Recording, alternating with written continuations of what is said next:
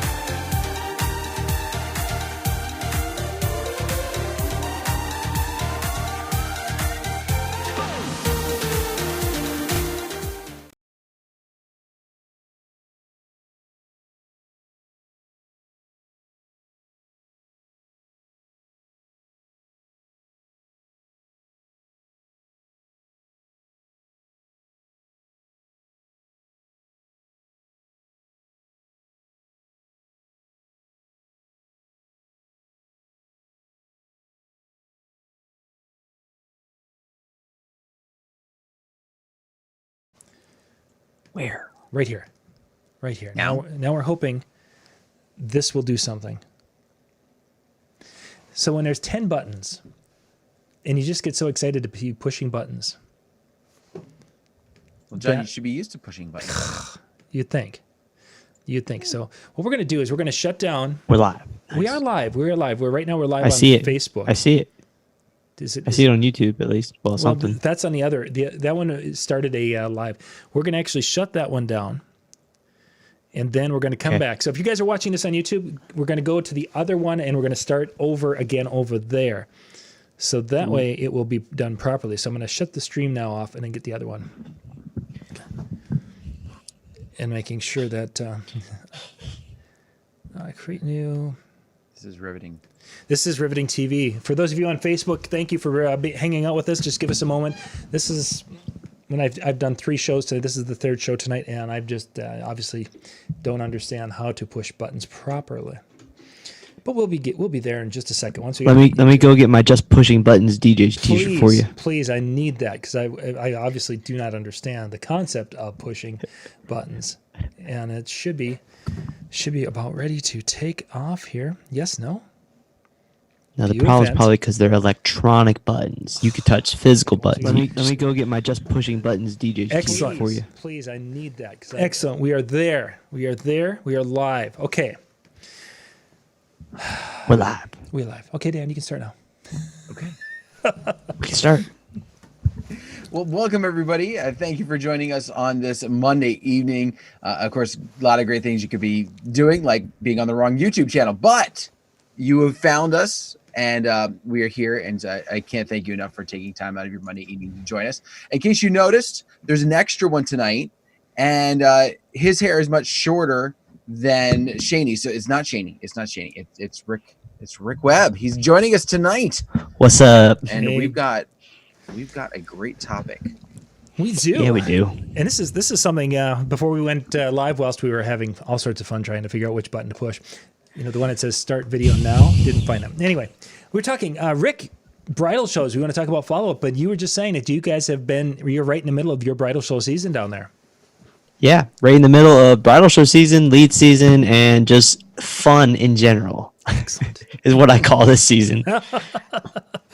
Oh. It's more work than you have to do in any other part of the year, and it's not as fun. But mostly because you spend money and not make money. But yeah, I'm just glad we're not, in some aspects, not going up against this in the peak of wedding season. I mean, could you imagine like doing bridal shows on Sundays, having weddings on Saturdays, probably Fridays as well, and trying to manage double event weekends along with all of your leads? Like, my head would explode. I did close to it in August. We have our second most popular like wedding shows are in August, and I did 2 of them this year. And yeah, it was very rough. Very do a wedding until 2 o'clock in the morning, and then wake back up and do a wedding show starting at 10 a.m. Remember those days? Don't do them anymore. It paid off. Oh so yeah, exactly. It's something that if a person can do it and pull it off, and you've got the team to put them all together, it can be a very good thing. And if you have a show and a show promoter that is actually producing a really good show. yeah, But that was key. And I think that's one of the areas that, some people are talking about, oh, the shows in our area are dead. I mean, in our area, a couple of them survive, but that's because we've got some younger producers who are very go-getters. They're out there hustling and working it and making it happen. And we had a couple of shows that died because they were older people, not that age matters, but they had been doing it a long time. And basically they felt that people should come to them. They were owed the business. And that's not the world we live in anymore. Yeah, and it definitely is the show promoters. The one that does the shows that I did, I had a serious talk with him on why he is not doing heavier Instagram marketing. And I actually saw tons of Instagram marketing this year, so I'm very happy for that. Rick, can you pull your mic down? They're saying yours is just a little bit hot, and it sounds like it's clipping on the video. I will just tune it down a little bit Just on my mixer. take a little bit off. Thank you, sir. Is that better? Yeah, I can bring you back up if we need to. So Cool. it didn't We sound both like it have to me, but that's not the first time that we've had it where the end the out there on the internet they can hear it differently than I, which is odd. But thanks, sir. Okay, so let's kind of talk a little bit about what I was kind of thinking about is the different ways in which we're going to talk follow up and such from the bridal shows, and I was thinking about the different ways in which a person could do follow up in this day and age, and Dan, you've been involved with bridal shows. I've done them over the years. We used to do our methods back in the day. I wanted to kind of get Rick more of your opinion tonight because obviously you're closer to the age of a lot of the couples that are out there that are doing these things. Yours, in the midst of doing the bridal shows and such.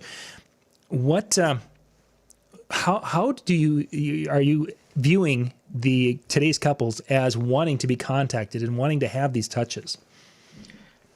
They don't want automation. They don't want spam. They want a personal connection. So texting tends to be the best thing. And being human. Don't like email templates. They see right through it. So even though I use email templates, I've designed my email templates to seem very authentic. If that makes sense. So short and sweet tends to work better than long and drawn out.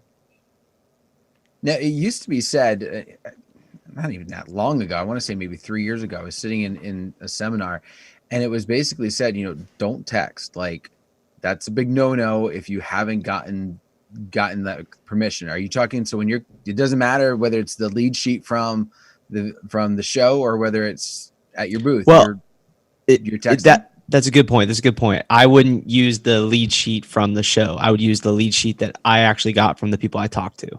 Okay. For texting. I have another strategy for the lead sheet that I do. So As far as if we wanted to jump into that, I can. The do lead that. list from the show.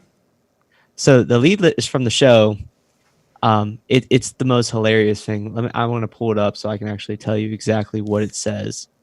But basically, it's basically like a DJ that won't spam you, is what the header line is. Man, I can't find it right now. I'm really mad. I can't find it. Where is it? So let's just kind of drift back to. Yeah. You basically are there collecting information to be able to follow up with the people who come to your booth then. Mm-hmm.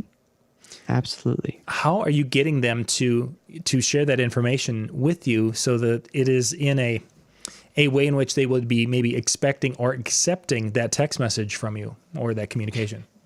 Yeah, so the way that I'm doing it is electronically. It's the easiest thing to be able to collect the info. I know a couple other guys are actually going a little more advanced and use a QR code, which most people don't know how to use, but if you explain it, it works. But the way I do it, I have my laptop pulled up or it's on the iPad, so we have it on multiple laptops sitting there. If we're talking to someone that walks up can fill it out as well.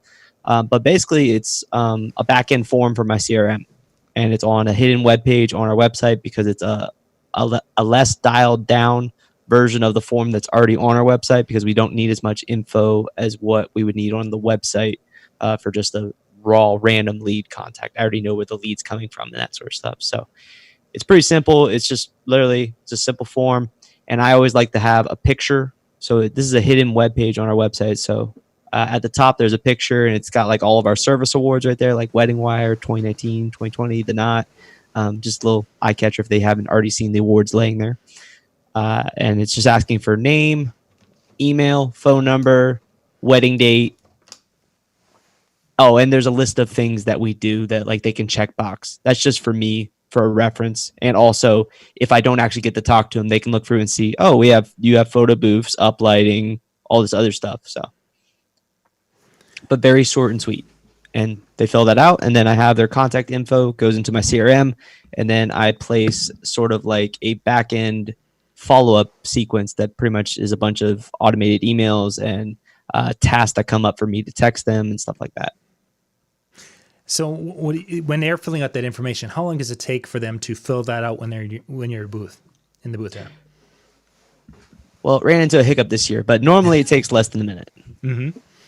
But I ran into a hiccup this year where my backend CRM applied a security preference, where it pops up and like pick the pictures with the traffic lights and stuff. Oh yeah, I love it. Did it just about 1 every 4 when they went to click submit, and I literally just started. I was like, I'll do it for you. Just move on. You're good. The first one did. I'm like, what? And I couldn't. And there's no setting to turn it off. So, anyways, yeah, that would be old really quickly, because. Yeah, they can be very, very frustrating. So you're having them come in, you're wanting to communicate via text, but do you have times where people come in and say, hey, I would rather have you do this or do this for communications methods? No, not really. I don't know. It's more one of those things. I'm going to text you. If you don't text me, then we're probably not an ideal client for you. Okay. And that was actually one of the things I've talked about with a lot of people who are using Messenger and messaging for a period of time. About a year and a half ago was really, really popular, and it still isn't too bad this past summer. That there are people who would like, yeah, I don't use computers, I don't email, I don't message, and it's like, then I'm probably not. This isn't going to work. Yeah, I mean, I've had those clients, and that's something I kind of note with the clients. I have like a note section. If they're more respondent to emails versus text, or they're quicker to respond on text, I kind of preference that with the client. It's something I kind of put in the notes, like she likes to be text, she likes to be called, that's their form of communication, their primary. So that's something I kind of try and note, just to make it easier to contact them and get info and follow up. Cool. Just following the chat here. They're propagating finally. It took a little time for all the chats, all the different chats to catch up with us here tonight. So, all good. Okay, there we go. Yeah, thank you guys for being with us tonight. We've got across I'm an idiot. A lot of different channels tonight with tonight's show. Talking about wedding show follow-up. We're right in the middle of wedding show season. Rick, as long as you were talking wedding shows, kind of give me an idea. What was the temperature in the room? We hear DJs and photo booth people, and because we're also talking to photo booth people tonight with our show, because we got a lot of photo booth folks watching. They talk about, they're just looking for a price. They're coming through and they're just looking for price. What kind of a flavor have you been feeling from the people coming through so far? Has that been the case, or are they asking other questions? It's a mixed bag. I would say like 50% are like couples that have just got engaged in the last month, have no clue what is involved in a wedding, or kind of shell shock when they walked in and see all this crazy stuff, that there's vendors that do this and that, and the elaborate stuff they're seeing, DJs throwing off sparklers. So a lot of people are just kind of walking around trying to get their bearings, and they're asking pricing questions. They didn't realize DJs cost over $1,000, and they're kind of shell shocked on that. So about 50% are just asking for pricing, and most of those I basically just give them a spiel and tell them what's up, about what makes us different, that sort of thing, and they move on. Or a lot of those people, they normally just take a business card, because I'm just giving them a rough pricing. I'm not giving them the exact pricing. That's the counterpart for them to fill out my CRM, is I send them a electronic brochure pretty much instantly. Whenever I get a lead, I just do it on my phone and I send it to them pretty much before they leave the show. But that's their incentive to fill out the form. But in general, I'm telling them, like, this is the range we charge. This is what you would typically like. And a lot of people that are just looking for the pricing will just take the business card and move on. But the detailed questions, they do come out, and a lot of them are the typical ones we've heard. Are you insured? What's your backup? Do you have a backup person? Do you bring 2 separate sound systems, one for the ceremony, one for the reception, or how does that work? What kind of lighting do you have? How many years have you been doing this? The typical questions get asked. Yeah, that's just about it. I've been doing wedding shows for the company I used to work for in Ohio. I was doing those back in 2013. So the questions they've been asking have been the same since 2013. So yeah, pretty much. I was going to say that part hadn't changed. The questions were actually one thing that has changed is not a lot of them, probably like 10% of the people that ask it want to know if you have videos. Oh. They want to know if you have videos of you in action. Basically. And that actually is going to take me to the area. You are a big Instagram person where you've really gone and you're developing that side of it. Yep. Does your Instagram capability, personality, your publicity there, does that fit in or help when it comes to your the wedding shows? Or is that more the DJ industry? Absolutely. I literally flaunt the heck out of my Instagram, my YouTube, and so does even Marcellus, the guy that works for me. I mean, he has a couple thousand on Instagram, and it's something literally live there. I've had brides literally like I'm like we're on. You can check me out on Instagram. I always say you can stalk us, get a good chuckle out of that, and it's kind of like, yeah, I know you're going to stalk me. It's like, yeah, you're choosing our service. And I have literally, there's email templates I send out that say, have you stalked us yet? But yeah, I've actually had clients literally look right there live, look me up on Instagram, and they kind of look through my stuff on Instagram. They want to know a little bit about your personality. Right. I mean, you're going to be a big part of their wedding, and normally you're pretty much best friends at the end of the wedding anyways. That's just such a different world, of course, with the Instagram and different things and the stalking concept. It's a huge thing. A lot of the brides I have follow me on Instagram even after the wedding, and they still like message stuff. And even the future brides I've already got booked that are coming up, they'll see like a cool thing I did away and be like, how'd you do that? Or what does that cost? Mm-hmm. I don't know, it's cool. It's always fun to interact. And have that. I wanted to hit on because when Dan and I were starting out in doing our wedding shows, Dan, I don't know if it was in your market or not, where it was a goal with brides to actually go and book all their services at the bridal show. Mm-hmm. And you might have experienced that. Rick, is that something that you see at all anymore? Are people coming with checkbook in hand, or is it just harvesting of information? I think there's some that have it, but it's not for DJs. I've not really talked to other vendors, but I've never booked a bride or client at a wedding show. I've never seen a checkbook pop out and people are filling it out. No, those days are over. It's normally the wedding show is the equivalent to getting a ping message for a new lead on Wedding Wire. It's that initial conversation, that initial phone call. That's what it is. The goal is to make it lead to a consultation where you would eventually sit down and have a more detailed conversation and book them. And I think one of the things that we've noticed there's been a big trend is exactly like you said. It back in the day, we didn't have those conversations per se. We didn't want that. I want to say we didn't want, but we didn't push for the face-to-face meeting to really get an idea of what they were looking for. It was, oh, you want this? You want this? Okay, we can do it. And it was all about the big special that you might have of, hey, you book with me and I'm going to throw in whatever. And so now that we want those meetings, I almost don't want to say I get offended, but get a little nervous if somebody comes up and says, hey, I want to book you today. And it's like, whoa, do you know what I do? Exactly. Like, or even sometimes when I get that in an email, like, within the first, I'm like, okay, where did you hear about me? Oh, you were so-and-so's wedding. Okay, now I understand.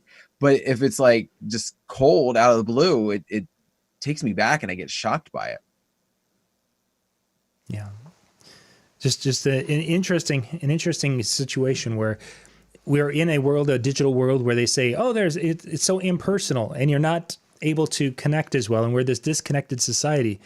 And yet, as Rick is talking about, they want to get to know you. They want to be able to engage and stalk you at such a level. And we didn't have that 30 years ago, 25 years ago, 20 years ago, when we were working with brides in many cases. I almost wonder if because you have the ability to stock and do those things, it has opened up the more of that desire to research, to look into, to get a better understanding. Because before, when you would meet with them or call around, you kind of only got to see their quote unquote best side or their sales side. You didn't get to see into their marketing. You didn't get to see into the pictures and the videos of their events that in essence cause in some ways more work for them. They get a better show, but they have to do that research, where before it was just like, I'm calling and I'm going to have to take you at your word. Unless I got a reference from somebody, I'm going to have to take you at your word. And now they can research and look all that stuff up. So now they want to. That's actually really interesting, because I just got contacted last week by a bride that's going to be at the next wedding show. She inquired on our on our form on our website, and she put lead the wedding show. So I'm just assuming she was just at the wedding show. Right. Obviously that's what I'm thinking off the top of my head. And that's how I worded my initial email. And she's like, no, actually I wasn't at the wedding show. I'm going to be at the one next week that you guys are going to be at. And I'm just doing my initial research and wanted to learn a little bit about you before I get to meet you in person. So I was like, that's nice. It's new. It's kind of an interesting thing. I don't know.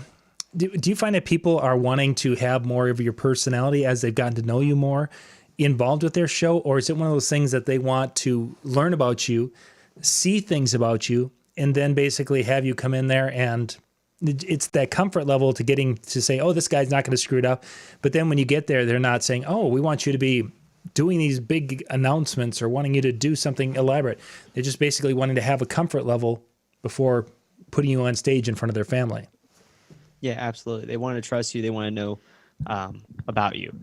Also, John, can you turn my mic down a little bit? Because I don't know if it's coming out of your end, but my mic is like down negative 20 right now. So I'll be darned. I typically run at 0 when I'm recording. So Dan, can you bump yours up a little bit? Sure. I can bring down, but then I'm going to lose Dan too. Oh, okay. So not a big. We just have to adjust. That's what they're. I was just reading and a couple people. I thought it did. Yeah, I thought we had gotten past that, but maybe not. Maybe it's still. I hadn't been seeing much of that. It's just Rick. Yeah, he's just so passionate. He's so. It's my cheap mic. That's why. I have noticed when you've kind of set back a little bit and you're talking up more, it sounds, it has more of a natural sound than when you've been into it. So a little bit. Okay. There was somebody had a question here. Love questions. Yeah. Keep them coming. A lot of people are talking about the brides and the cheaper brides in a different area. That's definitely an area thing, because I know in Ohio, where I was in southeastern Ohio, cheap brides were like everywhere, and our sales strategy was so tailored on educating them what a DJ actually does and why it costs so much. Well, in their mind, costs so much. Sure. And then I moved down here, and it's like they're already educated. Maybe Joe Bunn did a great job of educating everyone in this area, but you throw out the numbers that I was throwing out in Ohio, and they're like, "You're cheap." I'm like, "This is so weird." Yeah. I throw out $1,000 down here, and they're like, "That's pretty cheap." I throw out $1,000 in Ohio, they're like, "You're the most expensive thing in the world." So I think some of that can be the area, but I also think some of it comes down to the shows. Like particular shows are going to have a little bit different clientele, and one of the things I've always liked is the shows that actually charge them to get in, or they have to pre-register. They have to do something ahead of time. Typically has the better couples, because they're putting forth the effort. They're not just going, I got nothing better to do, let's go check this out. They're putting that time and effort in. And so because of that, they care a little bit more about their show and about their wedding that's coming up.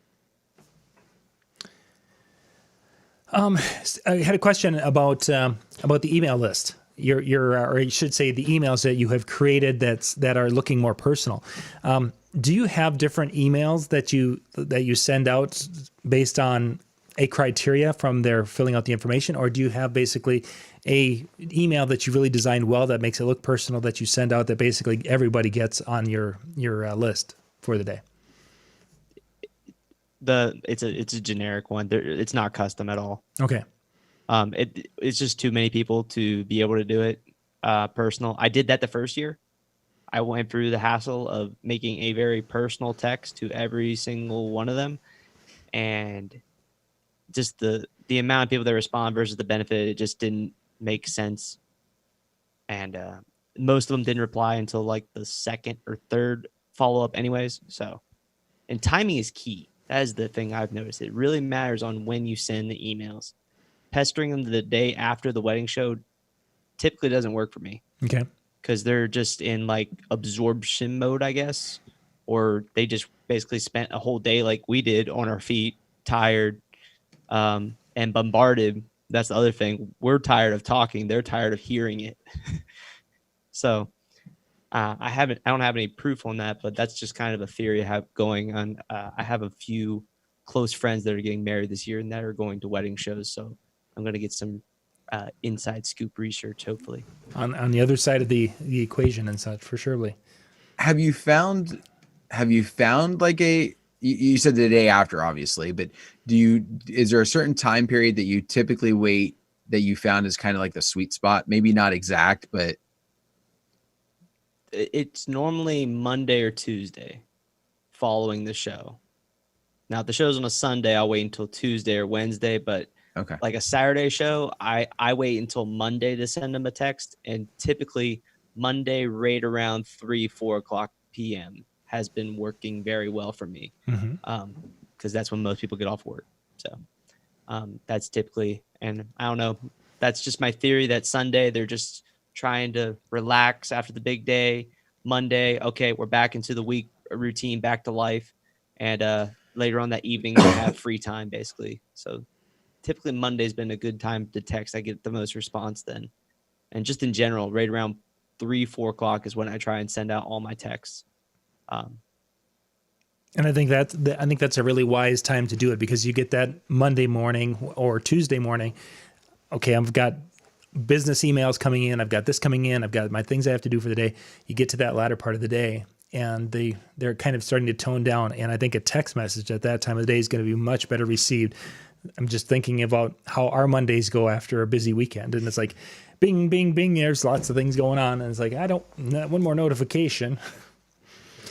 You can also kind of just judge it on when you receive leads too. Typically, a lot of my leads come in right around this, not this time. I don't know why I was thinking it's like 6 o'clock right now. That tells you how long I've been sitting here at my desk. But typically around like 5, 6 p.m. I get that tends to be a good time that I get leads. Like I got 2 sitting here at 5, 6 p.m. today. So Nice. And then another good time is around like 10 a.m.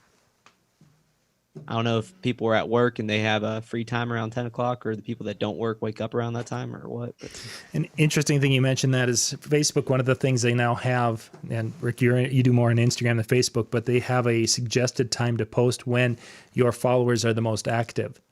And that 10 a.m. on certain days of the week, 11 a.m. on other days of the week are very, very popular times, depending upon which Facebook page I'm looking at. So I can definitely see, that's obviously Facebook's tracking that kind of garbage in order to put it back. There's also some psychology behind that. I did when I was in college, there was some research I looked into in terms of like sales and stuff.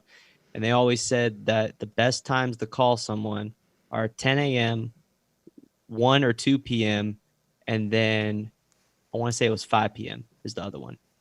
But it was like 10 a.m. is the point where anyone that goes to work or wakes up, they finally got through their morning routine and they're kind of hitting their slump. They're tired, or they're bored of what they're doing, and there's a good time to call them. Oh, yep, a breakup. 1, 2 p.m. is right after lunch.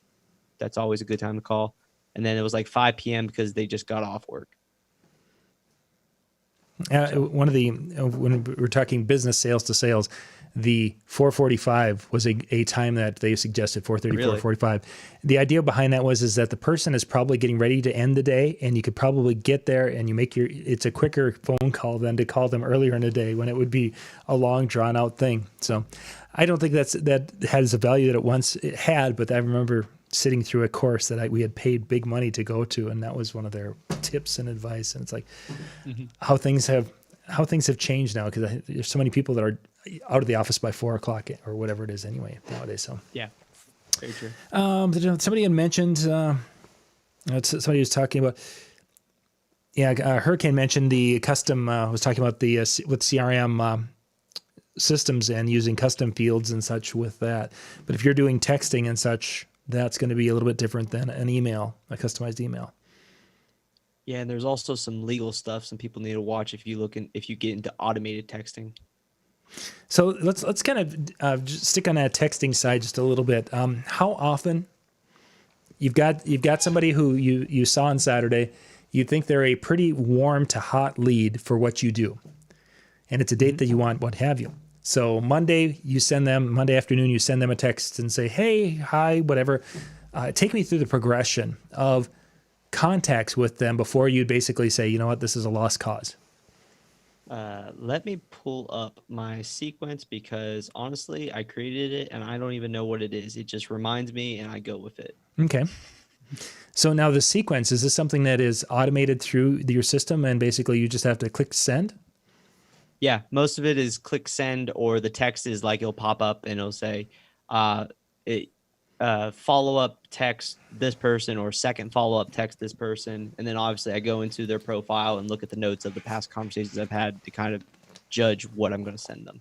Okay. So I'm pulling up one of our many leads right now. Well, this is 2022 lead. Holy cow. Wow. 2022, Dan's going to be ready. I think she was trying to say that she just got engaged and has no clue when her date is. There is that. Let's put it way out. Especially if there's no specific date. Although I will say, I've seen some interesting numbers games going with 2021 right now too. Oh God. Not as much as 2020 with all the even ones, like all the doubles. October 10th, 2020. Well, 222, 44, Yeah. 66, 88, 1010. They're all, and I think 1212 too. They're all Saturdays this year. Oh. Yeah, I know. They're all. I know. I'm a numbers guy. So the sequence I have, we'll send out the initial brochure at the show or that night of, so that they have the pricing in hand. A lot of them open it and look at it and then they forget it. Okay, so that's why we have follow-ups. So you've sent that out. You've texted that to them. Is that texting a JPEG, or is it texting them a link to a website page? I don't text them the brochure. That's an email that gets sent out to them. Okay. So It's automated. Mhm.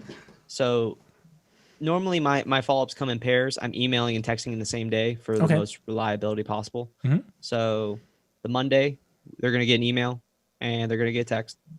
And then how many days later?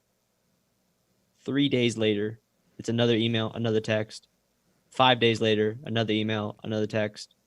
7 days later, the last follow-up email and text. And this is if they don't engage. This is if they don't answer stuff. And then after that, they go into a long-term funnel. That is where I just send them random wedding tips every like 20, 15 days. Just as another, hey, I'm here. Hey, I'm here. Yeah, for sure. Because you want all of a sudden one of those touches. Never let it die. Yeah. So that's my sequence. And obviously, if they respond to any of this, they go into another sequence that's more personalized. So this is kind of just the generic, get you to talk to me again. And then if you reply to me, then it goes, I really don't have a funnel set up for those ones. Once they actually have a serious conversation with me, normally that's me going in and I can add a task to follow up at this point. And I make it a little more detailed, so it's a little more easy. And they go into a certain category. So I have different categories inside of my CRM for like follow-ups, hot leads, proposals sent and stuff, so I can kind of categorize them. So they would go into the hot leads if I had like a very serious conversation with them. How much time through the process? Obviously, some of it's semi-automated, so there's not a whole lot of time. For your typical wedding event, how much time do you think you have into the process of communicating with the couples and doing the planning and coordinating, what have you, before you get to the day? Have you kind of laid that out? It depends on the couple. I've had couples where I literally barely spend any time other than putting their timeline together and getting the music together. It really depends on how really detailed they want to be with me, how much they want to have into it, and how many questions they really have. So it really depends on the couple. Like, I know Marcellus, one of my DJs, he's got a wedding with a bride, I think in July, and he's been like texting and messaging her every day with stuff. But in general, most weddings I really don't. Well, actually, that's it. Just in general, most weddings, once we book them, leading up to the wedding, other than the automated stuff that automatically gets sent out to them, I pretty much have no conversations with them unless they send me a message or text me. But they have constant contact via the automated emails. So that's how we stay in touch with them. But as far as me, I don't really have to worry about it unless they send me a message and then I look into it. But normally it's that month to 2 months out is when I normally start having a lot of serious conversations with them. Sure. And I wonder if the clients are a little more comfortable with that kind of concept. Again, going back 10 years ago, before we were on doing all the social media things, we were meeting 6 months out. We were meeting at time of booking, then we were meeting at 6 months out, then we were meeting again 2 months out to plan, and all these. We had all these contacts, and a lot of it, it was building that trust you were referred to earlier. I wonder if your social media presence and having those videos and having so much content out there on a regular basis, showing that you're legit, showing that you know what you're doing and you know what you're talking about, if it's building that trust where your couples are like, this is our guy, we know he can do it, here's all these different things, we just need to talk to him a couple of times and we're good to go. Absolutely. I think social media, especially like Instagram stories and just posting in general, Instagram stories probably more than anything. I know that just from the couples that have, like me and Marcellus both, it's really awkward and kind of weird when we walk into the wedding, right? We met them a couple times, like we vaguely remember their faces. We have a picture, and then we go up to them, we're like, hey, and they just like instantly, like, it's like we've been best friends forever. They like know everything about us, our personalities, they know what we were doing last weekend because they were on Instagram. It's really neat, especially. It's kind of like, I don't really know what you've been doing, but it's the same thing as like meeting a follower in real life, and they just kind of go on like we already know each other, and I'm like, who are you? Oh, funny. But yeah, it definitely has a very big impact on having a good social media and posting regularly on like your stories and stuff, and if they follow you. I'm just going to refresh this. For those of you out there, if you are have questions and such, toss those into the chat room as we're going here, because we're going to be wrapping up in just a little bit. But we want to make sure that if you have questions, and somebody, Greg had asked if we were watching it, and Dan and I are watching, and if there's any questions we thought applicable to the show, we were going to bring it in. So excellent. While people are asking questions, I wanted to circle back to the mass email list email that I send out.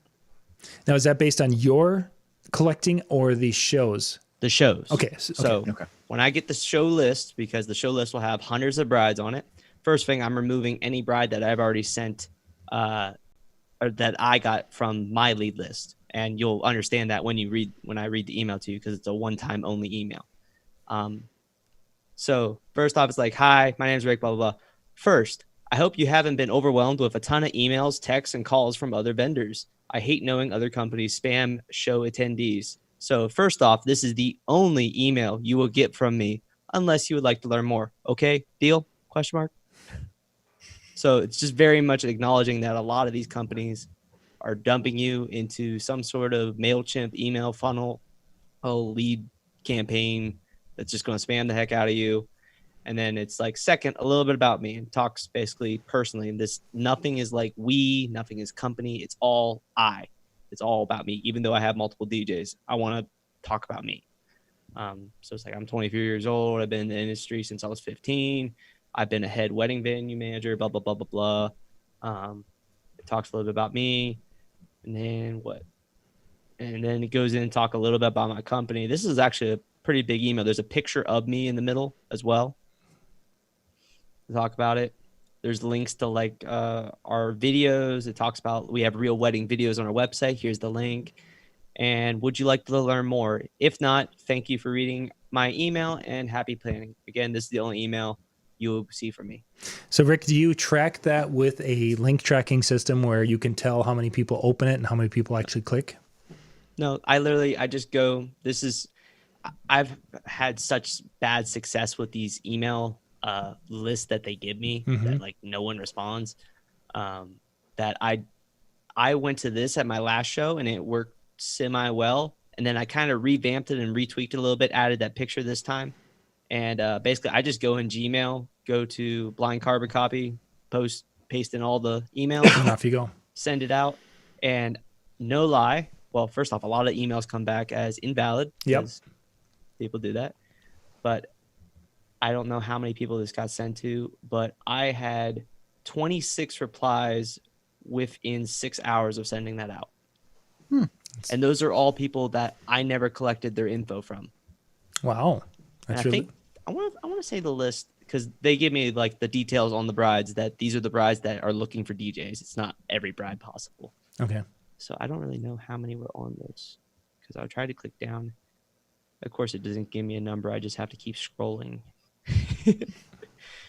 There's hundreds on there. There's probably like 200, 300 on there. Nice. Shane, they had a question here. Shane, well, if you would like more information on that, why don't you reach out to Rick off camera on that one, please? And that was on Facebook, so you guys can't see that one. Just don't want you to know Shane, that's a conversation that we would do off camera. And Rick's all over. You can reach out to him on a lot of different spots. Instagram, yeah. He's not a Facebooker, so you got to go there. You message me on Facebook. It might be next week before I reply. Let's see. Philip had a question. At what point did you realize that you could take your business from a single op to a multi-op?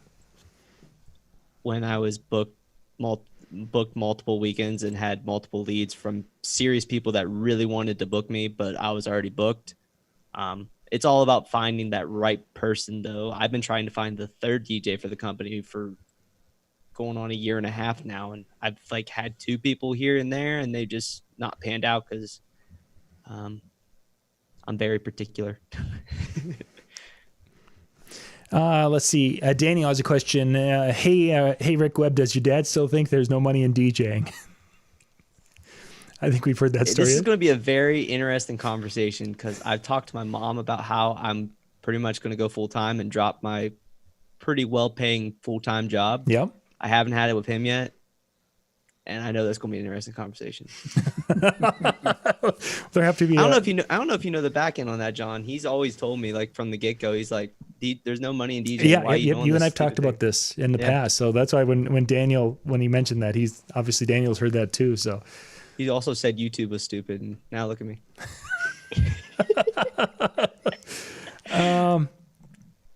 Let's see. Motivation. Ethan was asking if you're using HoneyBook. Yeah. 100%. As part of your repertoire of tools. Everything I'm talking about is HoneyBook. I just don't like, there's affiliate portion to that, so I don't like blasting it. You're using a variety of different tools, though. I mean, does HoneyBook handle the texting side of it? No. So you've got texting. I use a Google Voice number. You probably could use a personal number. I use my Google Voice number because of the YouTube side of how many people follow me. And I'd rather not have my personal number out there. No, that makes a lot of sense. That makes a lot of sense there. I think we've caught up with the questions and such. Well, that is good. I think we're actually getting up to the end of our time together. So, Rick, you're going to be coming back tomorrow evening. Yeah, thanks for reminding me. Yeah. Tomorrow evening, Rick's going to be bouncing back, and we're going to be talking about, he'll be speaking at Photo Booth Expo DJNTV conference coming up here in February.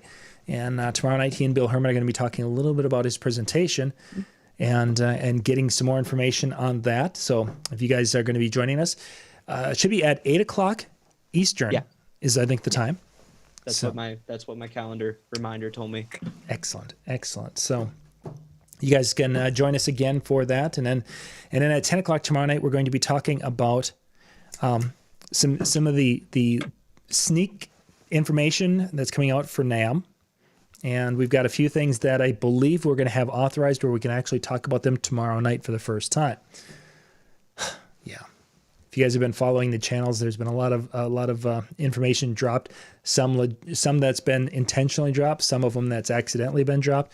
And yeah, it's going to be crazy. I should make some fake leaks. You should. There's like go in Photoshop and make some fake leaks of some crazy RCF speaker that's coming out or something like that, or with a built-in turntable. Yeah, make it like a Pioneer, like built-in turntable spinning, like actual turntable. That'd be funny.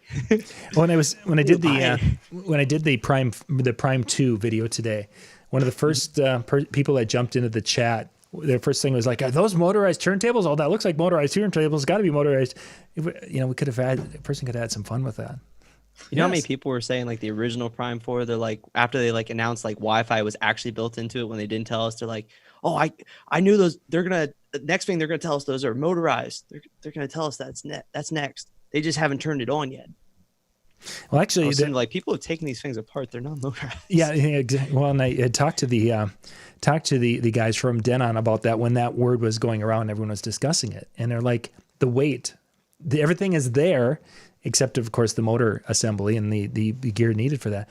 But that would add another close to 10 pounds to be able to add that infrastructure. And I don't know about you, Rick, but I'm not as strong as I used to be. So. Listen, it's not the controller, it's the case. We know that. Yeah, there is that. You guys must have not seen what I just recently changed to then. No, I haven't. I guess I haven't seen. I haven't posted on YouTube. It's just kind of been on my Instagram. I built a whole entire DJ table with 2 Rain 12s and S9. It goes in a giant 4.5 foot long by 3 foot high by 2 foot wide road case. Yeah. Oh, good. Takes 2 people to put that up and get it ready to go. Absolutely. That's why he's got 2 with his company, and we're looking for a third to carry the middle portion. Yeah. Oh no, we got road hands. Oh, okay. I send out road hands. We only got 2 main DJs. I need another main DJ. Crazy. Well, Dan, take us home. Well, on that note, thank you very much for tuning in on behalf of Rick, John, and myself. It was a pleasure being here tonight. You heard about what's coming up this week, so make sure you're tuning in and staying up on that. And, of course, all of the updates that are going to be coming about NAMM, make sure you're staying in tune on the channels and subscribe and like and do all those good things so that you are up to date with all the cool things that are coming up this year. It's been a pleasure. We will see you next Monday. Have a good night. Good night, everybody. Good night. Like the video. Like it.